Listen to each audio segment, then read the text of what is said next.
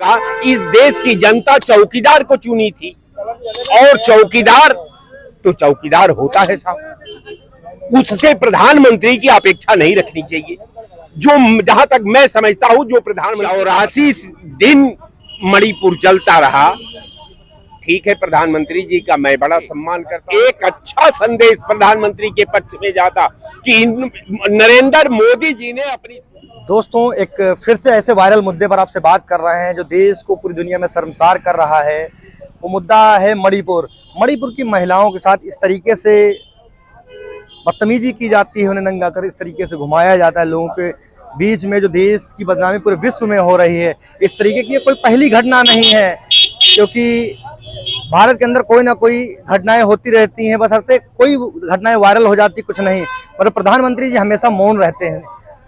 चारों तरफ बदनामी होने के बाद प्रधानमंत्री जी इस पर बोलते क्या बोलते हैं, उस पर बात करने के लिए मेरे सर एक मौजूद है, उनसे मैं बात करता हूं। सर, देख रहे हैं कि इस तरीके से ये मामला काफ़ी दिनों के बाद वायरल हुआ। 2 माह पहले ये घटना हुई थी और उसके बावजूद भी FIR होने के बाद भी कोई गिरफ्तारी नहीं हुई थी। अब इस पर कार्य तो किस तरीके से आप देखते हैं? देखिए साहब, सवाल तो आपका लाजमी है और इस सवाल का जवाब देना और जवाब समाज को मिलना भी समय की पुकार है। जो आपका सवाल है मणिपुर के संदर्भ में, दूसरा आपने एक शब्द का जिक्र किया कि प्रधानमंत्री आज तक मुंह नहीं खोले। ये देखिए, दोनों 2 सवाल है साहब।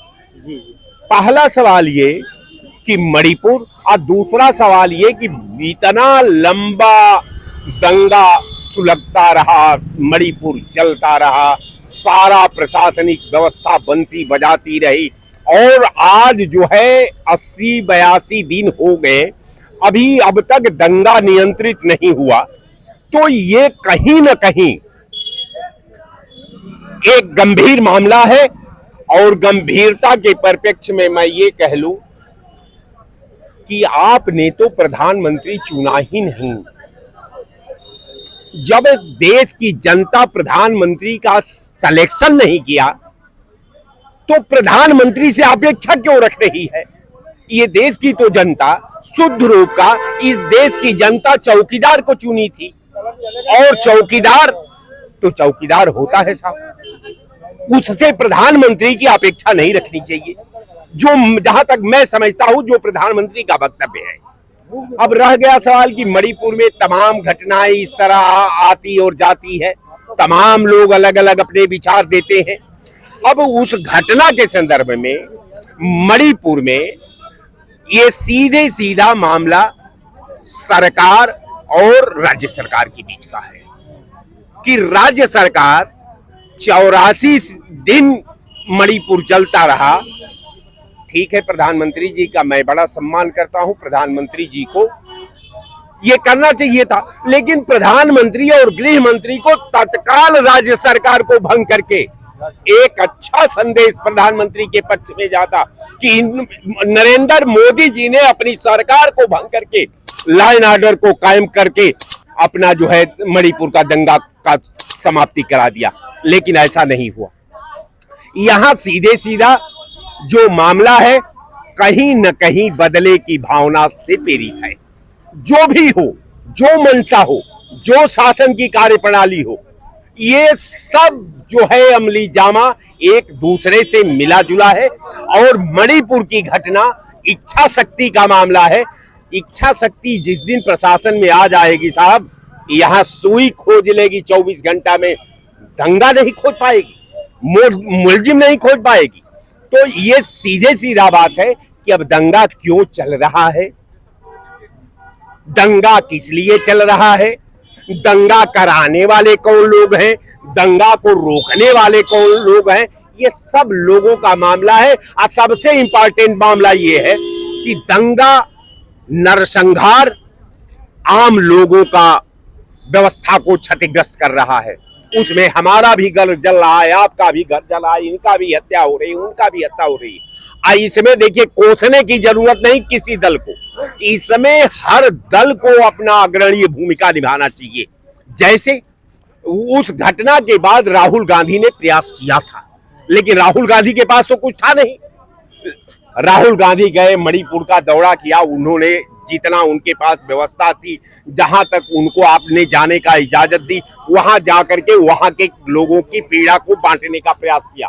लेकिन सरकार अगर उसी पैरे को बखूबी कायम रखती होती, लेकिन अब यहाँ राजनीति से प्रेरित फैसला आने लगा कि राहुल गांधी गए, हम नियंत्रित कर ले, तो फिर राहुल गांधी को ही श्रेय चला जाएगा। इसलिए थोड़ा इसको बढ़ जाने दो, जो आज सुलग रही है।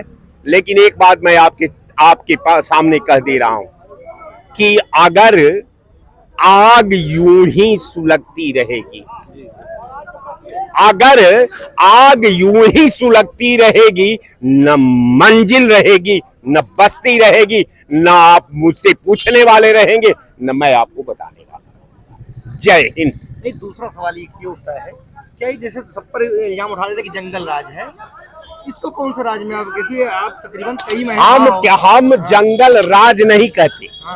जब लोकतंत्र है, जब यहाँ जनता द्वारा चुनी हुई सरकार शासन करती है, तो इसे जंगल राज नहीं कहा जा सकता।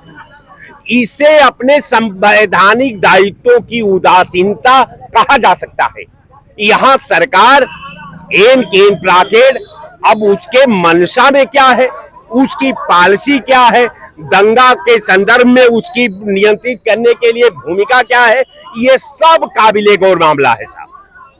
जैसे मणिपुर में असलहे तकरीबन आपको मालूम होगा 4 से 5 हजार असलहे गायब हैं, जो सरकारी असलहे हैं, सॉस वगैरह। उन असलहों, अगर यही मामला कश्मीर का होता, 2-4 असलहे गायब हो जाते तो उन्हें आतंकवादी कहा जाता है। इनको क्या कहा जाएगा? ऐसा है कि वो कहने के लिए वही लोग किसी को आतंकवादी कहते हैं जो आतंकवादी का ABCD परिभाषा का ज्ञान नहीं रखते। आतंकवादी आतंक के परिप्रेक्ष्य में जो वाद को ताकत देता है वो आतंकवाद है। तो साहब काहे वही आतंकवादी, क्यों आप नहीं आतंकवादी? इसलिए आपको तो सीधे हमला सरकार पे है।